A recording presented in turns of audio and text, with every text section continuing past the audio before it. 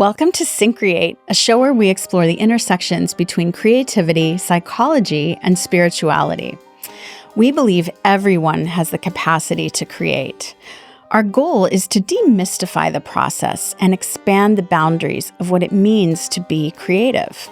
We talk with visionaries and change makers and everyday creatives working in a wide range of fields and mediums, from the arts to science, technology, and business. We aim to illuminate the creative process from imagination to innovation and everything in between. I'm Melinda Rothouse, and I help individuals and organizations bring their creative dreams and visions to life. At Syncreate, we're here to support your creative endeavors. So if you have an idea for a project or a new venture, but you're not quite sure how to get it off the ground, find us at syncreate.org. Our book, also called Syncreate, walks you through the stages of the creative process so you can take action on your creative goals. We also offer resources, creative process tools, and coaching to help you bring your work to the world. So I am so delighted to be here live in person with my dear friend, Stephen Ross. And we've known each other for quite a few years now in different contexts. But originally, you're from Scotland. That's correct. Scottish accent. Yes. And you have a wonderful story of how you arrived here in Austin. You were the founder of Eastside Yoga, a studio that you ran and taught at for many years. And you now work at the Austin Miraval Resort. That's right. And you, in partnership with our mutual friend, Jenny Fairbank, have a kind of spiritual school. Yes, spiritual direction. Spiritual direction, yeah. Okay, called Wisdom Pathways. So thank you for being here. Thank you, Melinda. I am honored and delighted and excited to be here with you and share some of what I've experienced for your listeners, your audience. Yes. So I should say the kind of theme of our conversation today, you are an intuitive medium. Yeah. And so you do readings for people kind of wanting to get clarity on their life path, life decisions, ways forward. And I have experienced that myself, the gifts of your wisdom. And so I want to get into that. Also, just want to mention we were on retreat together recently in Iceland. It's a wonderful summer, my friend. Which was amazing that you and Jenny were leading. So it was great for me to be a participant, and a wonderful kind of yoga and meditation retreat in the north of Iceland. So we got talking about let's do a show together. And you also are a podcaster. Yes. I will mention. You have Intuition Radio, yeah. which it's my brand new project. Yes, you have a pilot episode out, which I really enjoyed, and you'll be doing readings kind of live on the show. Yeah, the idea of Intuition Radio was that I loved old radio shows growing up. Yeah. And someone would call in and they'd have a question. Yeah. It's like about my laundry or something. It'd be like really basic stuff, and the DJ would answer it. And I've got Stephen here from wherever.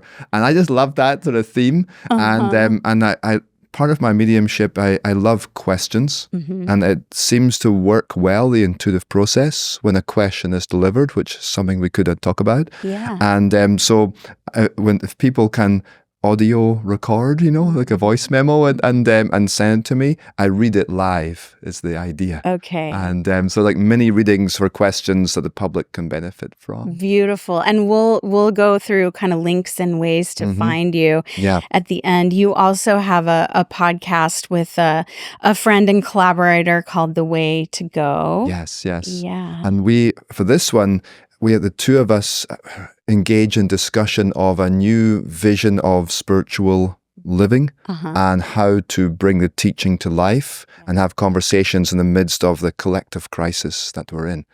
Yeah, and that one kind of started during the pandemic. Yeah, it was literally a pandemic, keep yourself sane project, what we're going to do for our minds. And so it was like Zoom to Zoom, in our bedrooms, just get through the lockdown. Yeah. That's how it started. Well, and that's funny because my idea for this podcast started during the pandemic as well. I think there's a lot of creative ideas and projects that kind of incubated during that time. Yeah, once you got free from the space, the noise of your work schedules, these kind of things, then you sit there, it's like what you got within you. There's this bubbling energy of creativity. Yes. Beautiful. So I want to start out, maybe for those who aren't familiar or just for you specifically, like, how would you define intuition and how do you experience it? Yeah. First of all, the intuition is your inner knowing. It is, in a way, a higher or expanded consciousness. And I always tell people, think of it as you have your small self, you and your mind with your drama, your ego, all the things to do, regular little things we do. And then we also have access to a higher consciousness. And this would be where you're tapping into the collective of sorts, and you're receiving signals, a bit like an internet or a download. And that signals, I think for some people, they come haphazardly. Some people have so much static that they can't hear what their signals are. And then for others, such as a medium like myself, maybe through a slight accident or two, you realize that you can connect. I'm going to use the old language of the modem. You can dial up in a way, and you can connect to that higher consciousness and pull it through at will in the moment. And by pulling it through, it's essentially, Melinda, an infinite intelligence with all possibilities in the present moment accessible. I love that. It's really cool. Yeah. And I think about AI and what they're trying to do, and it dawned on me that the sort of AI paradigm is really just a reflection or like an undercurrent of a similar phenomena. One's subconscious, I would say, not to get too in the weeds too quickly, but one is like subconscious, here's the info we have. But the intuition is a higher knowing. Yeah. That gives potential. Yeah.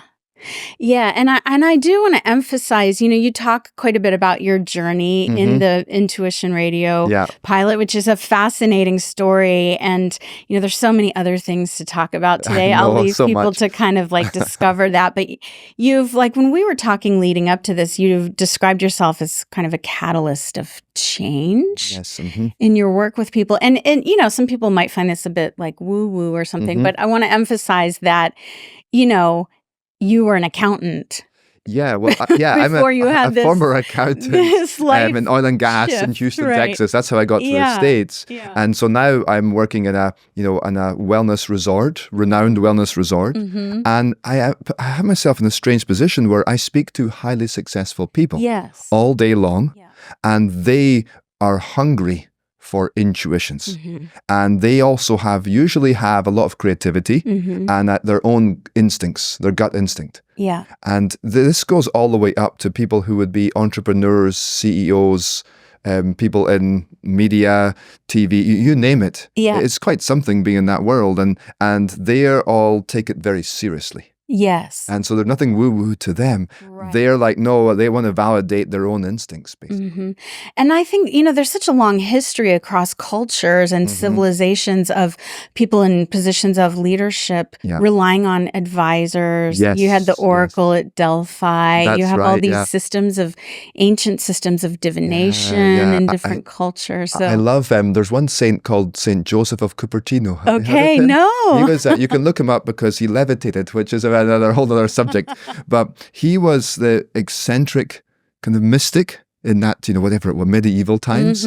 And he was one of those ones where all the royalty of Europe would travel across hundreds of miles to sit with him and give advice. I'm not comparing myself to Saint Joseph. I'm not quite there yet. Right. But they would do that. They would look for some sort of insight advice, and they would get that. There was something different that he was giving them. Yeah. And there's always been a hunger, I think, for people to get something that gives them an edge, maybe. Yeah. But it's that sort of like insight. But for an intuition, to help you understand it, for an intuition to really be correct, it has to feel right to the person receiving it. Right. I can talk all day long, but there's something in an intuition that seems to penetrate the mental wall and touch someone deeply. Yeah. Even if they're not into this stuff. Right. There's kind of a knowing it's know it by heart versus head. Mm-hmm.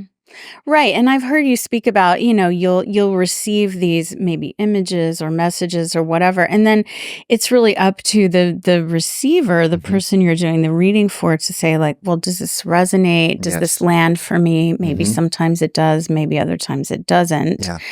But I think it's also important to emphasize that intuition, like creativity, as part of the mantra of this show, we're all creative. We all have that capacity. We all have an intuitive capability, but we may or may not know how to access it. Yes, that's always the big one as well. If I can give you a little philosophy for a moment, I want you all to imagine that we feel separate in our head, disconnected from life, the universe, spirit, God, you name it. But actually there's a hidden mechanism, which people talk about, the energy field, the quantum field. I don't pretend to understand it. But there's something hidden that's interconnected that binds us all together as one. Yes. And when you understand that as spirit, essentially, or a consciousness or an energy, and we're accessing it, for me it's important to come from that point, that our creativity is derived in the unity of life. Yeah. And I see that as being fundamental, because once you know your purpose, you can define who you are. Yes. That's the bedrock of sorts, the riverbed for the water to flow. And I believe that creativity is not just about you, the person, but it's about what you deliver to the world. Yes. And the world, and you hear the call of the world that you receive, which can be not anything glamorous. It could just be something that keeps repeating in our mind and asking us. And I believe it's a telephone call, a download, that it's happening in that way. Yeah, and we see a need and we feel a call to respond to it or address it. And, so many creatives speak about being a channel of sorts, that it's not just about them and their ego, right? But that they're receiving something on some level. There's a download. I love with Inventor, there's a quote of Einstein, and he says something along the lines of, I can think of a problem all day long and not a damn thing happens. I can't solve it. Then he'll go for a walk and eat an apple, and the theory of relativity just comes to him. Right. And I think it's a great way to think about consciousness. Yes. It's downloading for a person. Yeah. And then as a medium, there's something similar to an artist, I think, because as a medium, there's different types of mediumship. That word is quite confusing. Yes. And so as a medium, your mind, what you've learned, the skills you have, all the training you have, everything, that becomes your canvas. And then whatever comes to you filtrates through the medium, and they deliver it in their way. Do you see? Does that speak to you? Yeah, definitely. So different intuitives, different mediums might have different ways of communicating. Correct. Or even different ways of receiving. Different ways of receiving. You can see it in audible and words and feelings. There's that one too. But as it comes through what I have in my head. Yeah. I have an obsession with spirituality, yogis, and karma and spiritual principles. It comes through very much that way. Yeah. So on the one hand, any type of healer or energy worker, we talk about the importance of being a clear vessel. Yes. Right? So that we're not imposing our own stuff, our own projections on the people we're working with. And yet, at the same time, it sounds like you're saying, and you practice yoga and meditation, which are ways of kind of clearing the mind and attaining higher wisdom, that's a resource that you can draw on. You can essentially amplify the signal, and you can call it in more strongly.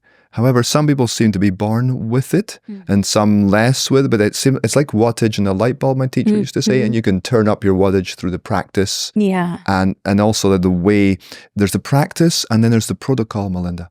a certain way you're going to hook on for the download. And that's your personal protocol. That's the ritual you might have, those kind of things. And so as the medium, then there's, when it comes to you, when you connect to something meaningful, it seems to be an access point. Yes. And for me, it's connecting to another person in their need. And my particular mediumship is how to direct them forward. Yes. The way forward is right. Yeah, you see. But everyone's got their own way. Like, what is your purpose? What do you deliver that fulfills life, adds to life in some way? Yeah. And if you can get that in tune, I believe that's a lot of your frequency. Yeah. So we've talked about kind of this metaphor of like tuning the dial on the radio, and you use that in your podcast, right? That so sound of like tuning the dial. Yes. Where's the static? Where's the signal clear? Yeah. And then it's that way of the connection to other, to life, to something meaningful. If you care about the planet and environmentalism, whatever it might be, like, how do you get in tune with that frequency? And you can vibe off of that. And as you do, I believe the signal gets stronger. Then you have your creative filter. You see? Yeah. The two work together. So purpose and creativity to me are very entwined. Yes. Energetically. Yes.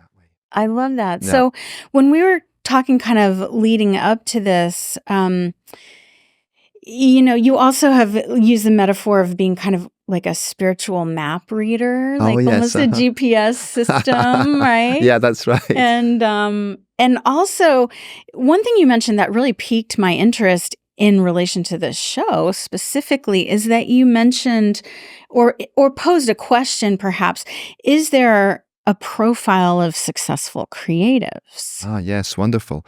Well, I'll answer both of those points if I can. So my teachings and the real center point of the whole way I do this is based on the idea of the truth shall set you free. And I realized that the Christian teaching of I am the way, the truth, and the life, which can get easily confused, I actually realized, or I heard it from others, and I began to see it in my own work, that in a way is how the spiritual creative principle comes forth. So let me explain that if I can. First of all, most people are not aligned in their truth. This is very important. They might think they're not good enough, not worthy. They create energetic blocks of I can't do it. And you were told on some level, I remember being in elementary school, we call it primary school in Scotland, and being told that you'll never be musical. Like they would say stuff like that in 1981. That's just what happened. And so in those ways now, those blocks are not, they create an inauthentic self-expression. Yes. Now, think of your truth and being authentic to who you are, fears and all. Like, I'm scared to do this. You're better off to say that than to say I can't do it. But that is like a GPS. On the GPS, that's your location of where you are now. Do you see? Yeah. It's your truth. Yeah. Now, imagine then you have your destination. And imagine then that is what reveals your path. You with me? Yeah. And so your destination is to create art, to write poetry, whatever it might be, to heal the world, whatever you want to do. Now, once we have that, that's your desire in you. A couple of things happen. Spirit, consciousness, life reveals a pathway of how to get there that's in the shortest time. Yes. But if there's a mountain between you and the destination, you're going to have to circle back around the mountain to your past to get there. And then best of all, I get very excited telling people this, because this pathway, I believe, is an inherent principle. Then you have your location, you have your destination, you have your route, okay, that GPS gives you. But spirituality, the creative force, gives you gas to get there. Yeah. And I can't emphasize enough that when people have an idea and it's right and connected to their truth and they can see it, their face lights up. There's a literal light comes through their energy body, I believe. Yeah. And that vitality gives them energy out of nowhere. It unlocks it. I think it comes from a chakra. Unlocks it and gives them the gas to get to the destination. Beautiful. What I think is very beautiful teaching. And I think it's also a testament to the power of intention and also imagination, which you've talked about in some of the podcast episodes I've heard of yours, that if we have a desire or a creative intention, and then this idea, which has become quite popular of, visualization. But seeing it in your mind's eye, or maybe sensing it in other ways. I've learned that not everyone has the ability to visualize in their mind, but there are other ways of sensing. Yeah. Right? There's something, one of the famous teachers, Dr. Joe Dispenza, talks of a mind movie. And one of the things we see from some of the science around intent and neuroplasticity, which I know a little bit about, but when people fully embody the intent, so you can visualize it, use imagination, and try. Even that, don't imagine. That you get told that when back in the old days. But use the imagination and also the feeling of being that person. And this to me is the best part. Yeah, because that's a chemical release. You can meditate on a feeling. So if you were thinking about trying to become something creatively or create something for a project, how would you feel if that came to life instantly in the now? Yes. You might feel uplifted, joyful, peaceful, empowered, etc., etc. You can embody that and meditate on it, visualize on it. And so you get all those faculties, affirm it as well. Yes. And that links together. And I believe it takes intent like a seed and sprouts the seed. And I think, again, that's as an energetic reality. That speaks to you. I've mentioned this just in another recent episode, but there's a coach, Danielle Laporte, who one of her big coaching questions is, how do you want to feel? Ah, interesting. Yeah. Rather than what do you want to do or what do you want to accomplish, but how do you want to feel? And I think that speaks to that somatic experience. I call it being and doing. Yeah. And if you get that correct, you can be that person now. We create from source, and you can clear out some thoughts a little bit through some meditation, yoga, practice, music, and then be first, then go do. Yeah. And that seems to be the combination. I think we got it backwards in the West, maybe. And so it's a beautiful way to create, to manifest, and also to allow. Love it. Yeah, once I get going, I keep talking, Melinda, but to create is to allow. Yes. And that's very, very important. You are receiving a signal so it can transmit through you. So if you have block, it's maybe this not time, but once something is there and present, you allow it.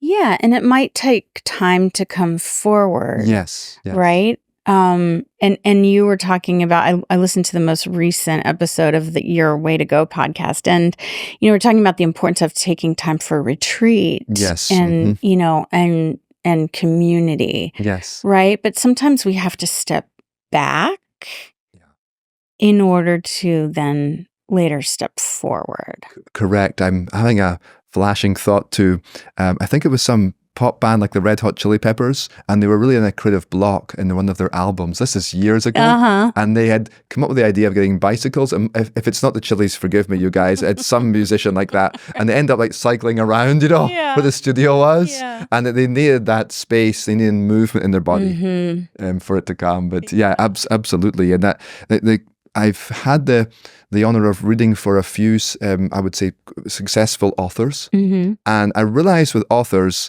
that when they have a book in them, I realize they're pregnant with the book. Yes. You can relate to that? Now, I'm just a man. I know nothing about delivery of babies, but there is an allowing, there's a pushing, there's a laboring. And it's coming from the same chakra, by the way, the sacral chakra. And it's the same kind of energy of trusting, allowing, birthing what's there. Right. You can't predict the outcome. And if you try to, you interfere. Anyway, that's some of the specifics I see. Yeah, I love that. And again, something doesn't get birthed and gestated overnight. Not at all. It is a process. Yes, a natural process. And if you try to interfere and force that process, nature doesn't respond well. And there's a restriction. There's a tightening. Yeah. Versus that allowing and that trusting. And the sheer vulnerability of what's going to happen next. Yeah. Even from a parenting point of view, like the child, you want them to be something, but you got to work with the one you've been, that's been delivered. Right. And they have their own personality. And yes, all of it. They are a creative project, yes. Par excellence. And so now we have that. Like, how does that process come? And I believe energetically, it's a similar process, similar archetype. Yeah. So I think that birthing metaphor is a great segue to and I realize I asked you a complicated 2-part question, but, is there a profile of successful creatives that you've observed? Yeah. Well, touching on the author and threading from there, I've noticed with authors that imagine that your identity of self is more than just your body and your personal story. And imagine people carry a little bit of collective story in them. Yeah. And authors seem to have, a lot of the time, have had a challenge, sometimes a personal pain, a period of darkness perhaps, but they're able to hold in their heart center some of the collective story. Yeah. It's flowing into them. So again, we have what's coming through us, but how can we identify with a greater story? Do you see it? And I think that seems to be part and parcel to these individuals. Yeah, I love that. I did an episode with Jennifer Seelig, who's a writer, and she teaches memoir. Wow. And she, I'll put a call back in the show notes to her episode, but, she talks about, as writers, how it's important to connect our personal story, our personal wound, our personal experience to the collective. Yes. Right? And that's what makes it resonant. Yeah, there was something about, was it John Lennon who was writing a song on the subway in New York or something? There was that way of, like, they had to get with the people. Yeah. And be in it. And that gives you a clue. Again, energetically, how do we be in that story? Yeah. And sit in that story. That's part of what they have. I will say there's a tremendous willpower. Yes. There's no easy way to frame it. Like, I wish I had more of that. I'm a bit of a slacker sometimes. But there's a tremendous willpower. Yeah. And think of will as your willingness and your enthusiasm for what you have. You see? Yeah, which is so interesting because there's the allowing, but then there's the willingness. Yes. Right? So we have to know when to allow and when to move forward. Yeah, and this is the yin, the yang. This is like a sailor. You push, do you hold, do you wait? It's tricky. Yeah. But there's a certain point then of, there's the allowing process, which also trust is in there. Trust that what you have is meant to be heard, seen, delivered. Yes. That's very important. And then there's the taking that of the fire energy, which is now then the power to bring it forward. And that's everything from discipline. But think of, to add energy to your discipline, to your willpower, is enthusiasm, my teachers would say, which is a joy in your will. And willingly choose to engage. I love that. And these individuals all have that, and a really fascinating, almost unique into some degree of their ability to trust themselves, that there's something big here. Yeah, and in several previous episodes, we've talked about, that it's necessarily to believe in yourself, believe in your abilities. Yes. That I am capable to do this. Totally. And the inverse of that would be doubt. And so then it's like how we're saddled with doubt. And this is the most difficult one of all. In the yoga philosophy, they talk about doubt as a spiritual sickness, and because it blocks you from that. So again, there's that calling to do it. There's a part of you that might say, you know what, I have a lot of doubts, insecurities, fears. They might be learned or, assumed through culture, and that's someone you can work on. You can, come seek me out, and Jenny and others that we're doing in our projects, or other people to help you, but you can seek out to clear that. When people do a reading, Melinda, they want like all the, what's the destiny going to be? Right. But actually what they get 9% of the time is all pruning. Right. It's like, how do you prune back and clear so your light can shine? Oh, that's so important. Yeah, the poet David Whyte talks a lot about this idea of the via negativa. Yes, via negativa. I'm which familiar is, with. what are we not doing? Yes. In order to make space for what we need to be doing. Yeah, I'm a big fan of that. What can we take away? Yeah, I love Thomas Keating, Father Thomas Keating. Yeah. And this idea of the divine architect is in the negative. And we're bypassing the greatest healing opportunity and the greatest divine connection and spiritual moments of our life by ignoring the darkness. And it's so hard to cut out all hard. the noise with the pace of our lives. Goodness, it's so hard to take time to do it, to take a half day off, to even think about it. But imagine that, you want all the end result, but you've got the gift within you. It's coming through, but you've got a bunch of muck on your windshield. You've got a bunch of vines growing over you. That's where the work is. That's what you can do today, tomorrow, and the next year. But that reveals your light. And it's already there. But that work is incredibly important, Melinda. Yeah. And I find the individuals who come who are successful, they've got a lot of darkness, which isn't bad, but it gives them a lot of grit for their pearl. And just sort of like content to work with. Content to work with, absolutely. And then there's something in that darkness and that force of will, that combination, that it creates the pearl, literally. Yeah. And I've seen it again and again with them. Yeah, I so often speak and teach about, how we can use our creativity to make meaning of our experiences, particularly the difficult ones, the traumas, and that we can use creativity for healing. Yes. Right? Absolutely. And I think the two are very much connected. And they're very much expressions of that. And in a way, they're parallels. They're parallels. We need, without creativity, without even art and visual, how do you get inspired to heal, to go into those journeys, to see it? And even just to represent like the divine, what it's trying to do to tell us. The messaging, just straightforward messaging. That's very inspiring. Yes, it is. And you sometimes speak about it in terms of the idea of calling. Yes. Like, what is our calling? Yeah. And who's calling? Yes, this is a Stephenism. I say quite a lot. You've been doing your research. But yeah, if it's a call, who's calling? Right. The call is coming from somewhere. Yeah. One of the simple ways to this is both in the, again, positive, negative, the positiva, negativa. In the one hand, the positive calling is an idea just keeps speaking to you. This just comes to me in a moment. An intuition will interrupt. That just came to me. So an intuition is a thought that keeps repeating, and it tends to interrupt your habitual thought process. Okay? And an idea just keeps calling. And you'll tend to say, if only there was this, or I want that. On the negative side, it comes through complaining.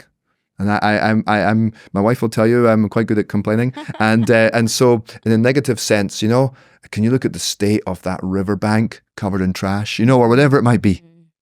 And the negativa comes through. And actually that's your intuition too. People forget that part. And it's basically saying, hey, do you want to see a different version of that reality? Yeah. And what could you do? Yeah. Go and paint a mural. I used to have, my yoga studio was on East 11th, and they painted murals in the east side. And it's just fantastic inspiration, Beautiful, yeah. Can we turn that into something else and create a new reality? And that's your call to create. Again, to some regards in the neighborhood, because it had gone through its challenges on revitalization and segregation and everything else, but there's this hotbed of artists on the east side, yes, you know this. For sure. And so it's that way of like, can we turn that? Yeah, I that's love intuition too. I love that. That's the call. Yeah. So I wonder, I'm feeling maybe it's time to give people a little taste of this. Yes, sure, my friend. And, I'll be the guinea pig today since I'm here. Yeah. So I do have a question related to everything that we're talking about. And hopefully my question, it's relevant for others. Yeah. Would you, remember I mentioned protocol? Yes. Would you be okay if I just centered and prayed a little bit just for a second, and then we'll answer the question? I say we because my guides will speak, as we do this. So for Melinda and I, and for myself mostly, and maybe all of you too, let's take a deep breath together. I pray now to Infinite Spirit and the creative Goddess of all possibility to come forth and to speak clearly. I ask for the Spirit guides to deliver the message that is to be said for those ears who can hear it today. Thank you all. All right, my friend, let's see what comes through whenever you're ready. Beautiful. So my question, I'm always I do many different things. I have many different creative outlets. And the question that's coming now and often is, how can I use my creative gifts to be of most benefit? Now, when you say I, do you mean small I, Melinda, or we? All of the above. Okay. I want to be clear, okay? Because they might change what comes through, okay, as well. I'm open to all of it. Let's see.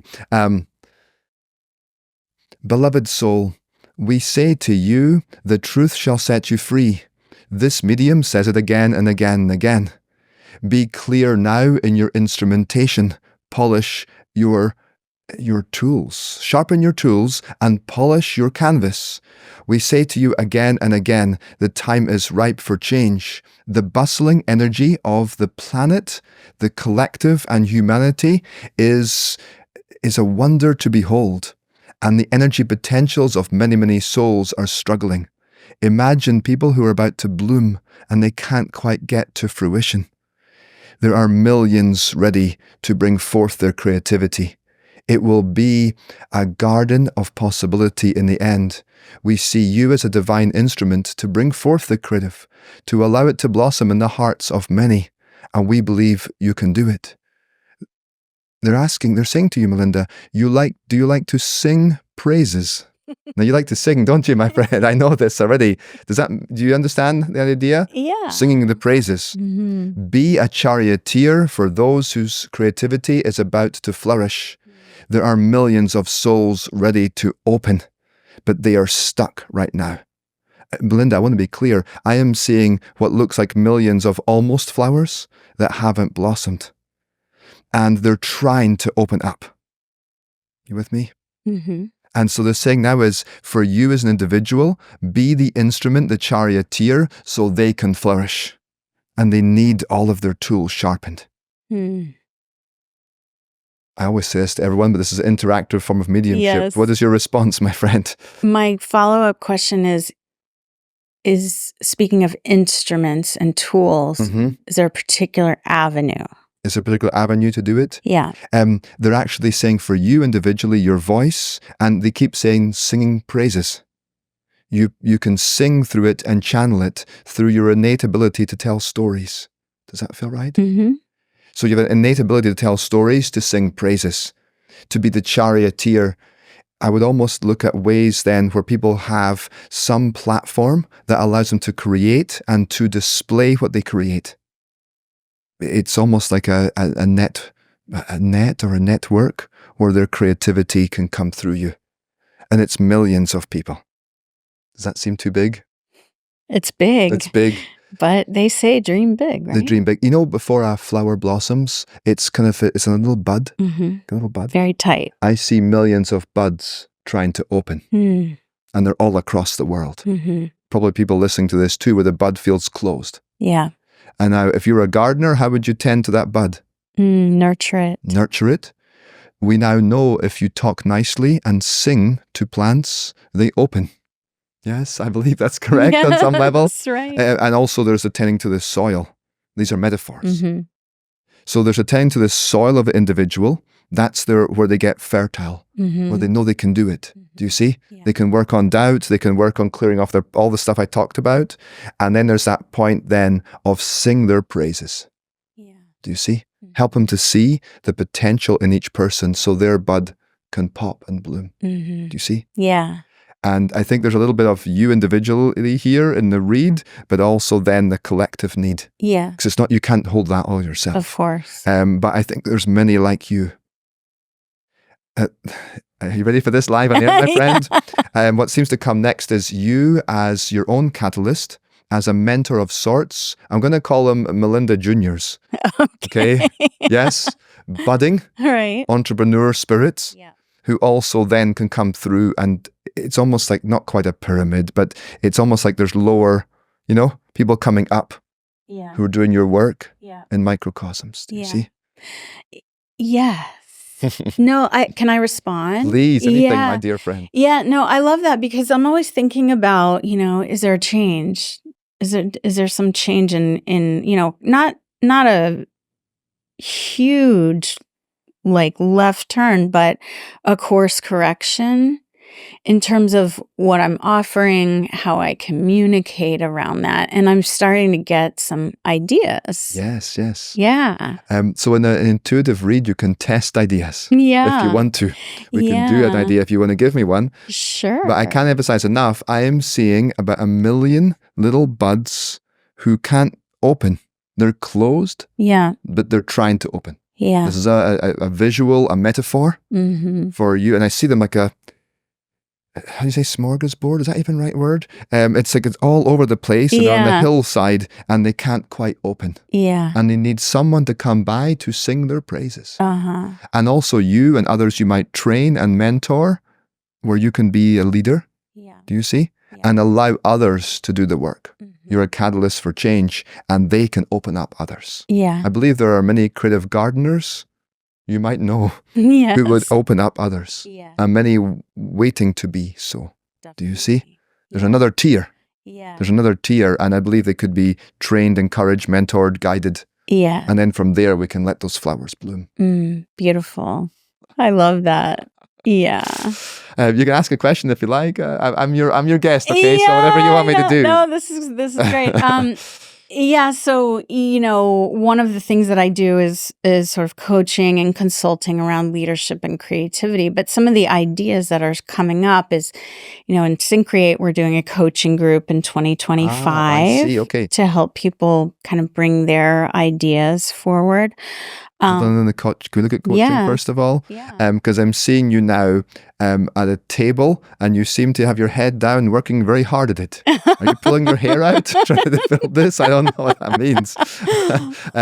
But it's like there's hard to it. There's a need for you to speak publicly. And anything you can get your hands on, conferences, South by Southwest, I don't know, it's things like that. Yeah. To speak publicly. Yeah. How does that feel? No, ready? That's right on. I actually spoke at Creative Mornings, Austin, last Friday. Okay. And it felt like, there's more of this. Yes. Yeah. More of this to come out and expand your vision. Yeah. Even the vision seems small in the throat chakra. Okay. Yeah. I think you're going global, my friend. Okay. I love how you just take that in, like no problem whatsoever, in that way as well. But I think there's a need to speak.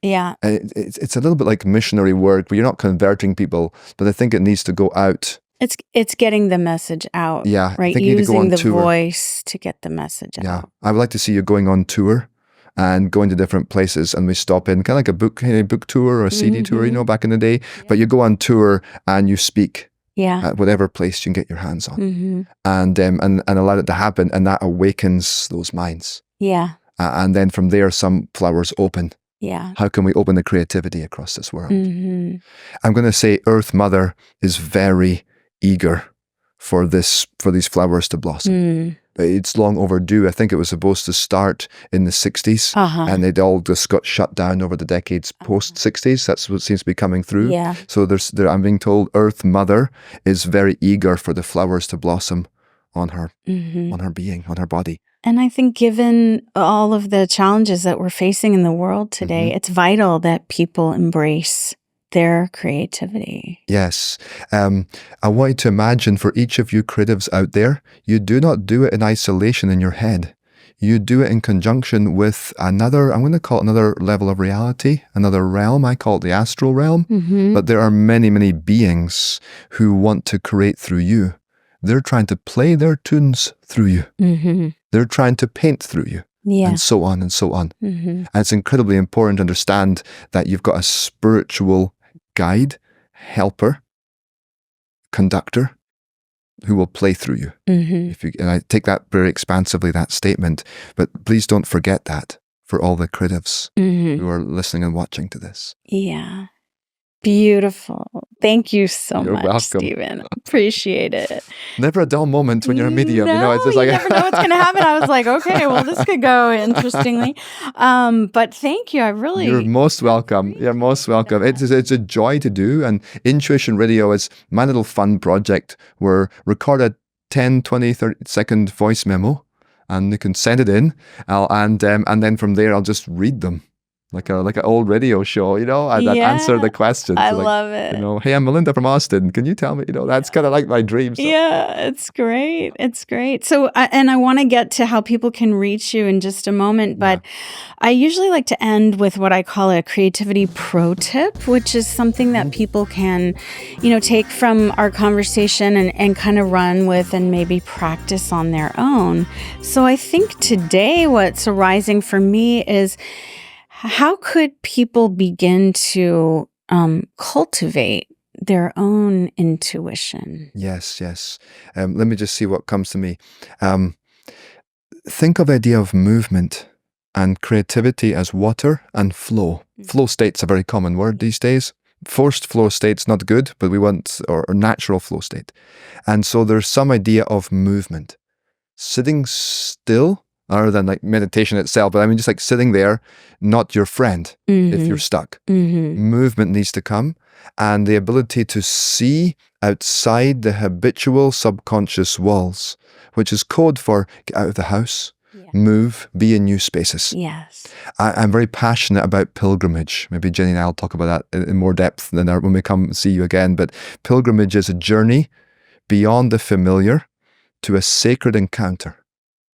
So you can find that by just going to a hillside, or if you're troubled from stuff from childhood, go back to that hometown. There's a need to see a new horizon. Something expansive is helpful, so your heart can connect to the wider world. And then from there, in that movement, you're essentially going to get the engine going in some ways, or a more appropriate metaphor might be the spring can bubble. Yes. So see that as an energetic recipe and a spiritual recipe to get this moving. So some flow. And then there's the other word that comes to me is haphazard. Don't be afraid of haphazard creativity, where you put it out there and you scrunch 10 versions and throw it in the waste bin. Don't worry about that. Haphazard. If this is a hose pipe and the hose is blocked or the faucet's turned off, when that hose is turned on, it's going to be erratic. Right. And so see it as that's an energetic flow. And then lastly is your aliveness. Yeah. Once it's flowing, you'll feel alive and expansive, abundant. You'll want to share it with people. You want to show them your new baby.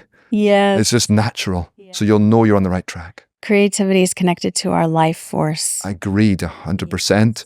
And I prayed earlier on, you might have heard me say the goddess of creativity. Yes, I love that. And in Hindu is Saraswati, if that interests you. But essentially imagine that life force of nature that's flowing through you. Yes. And we're her children, and how that flows through us. And again, Earth Mother wants those little buds to pop, to open. So it's all the you've got many resources to draw from. Beautiful. Thank you so much, Stephen. You're welcome, my friend. So I know you have several different websites. And I'm trying to condense all this. How can people, what's the best way for people to find you? Yeah, there's two ways to find me, folks. The first is the website StephenRossIntuitive.com. And that is a place to schedule a reading and to connect to the podcasts. The Way to Go podcast is me and my dear friend, Matthew Choate, and he's South African, I'm Scottish. It's two great accents, and we have discussions about spirituality, the crisis we're in, and how to live. It's a fantastic platform. And then Intuition Radio, as we mentioned, is that place for a read. And I've gained so much, Melinda, from thousands of readings, that I realize that I'm learning intricacies of spiritual teaching, philosophy as I'm doing it. So I want to take some of that and unpack it for the public. Great. Because I'm learning every time I do a reading. Sure. Earth Mother and Flowers Blossom. I never heard that before my whole life. Yeah. So things like that can be unpacked, For sure.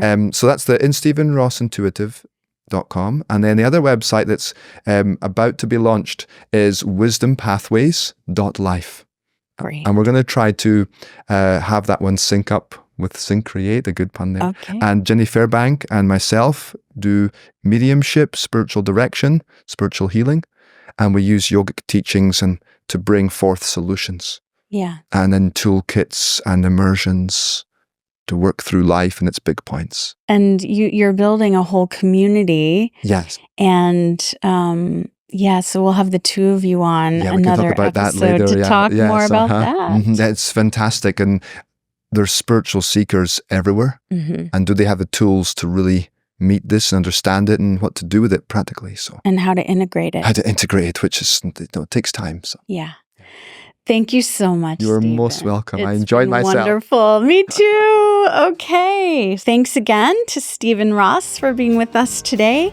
Find and connect with us at syncreate.org. We're on all the major podcast platforms, as well as YouTube and social media under Syncreate.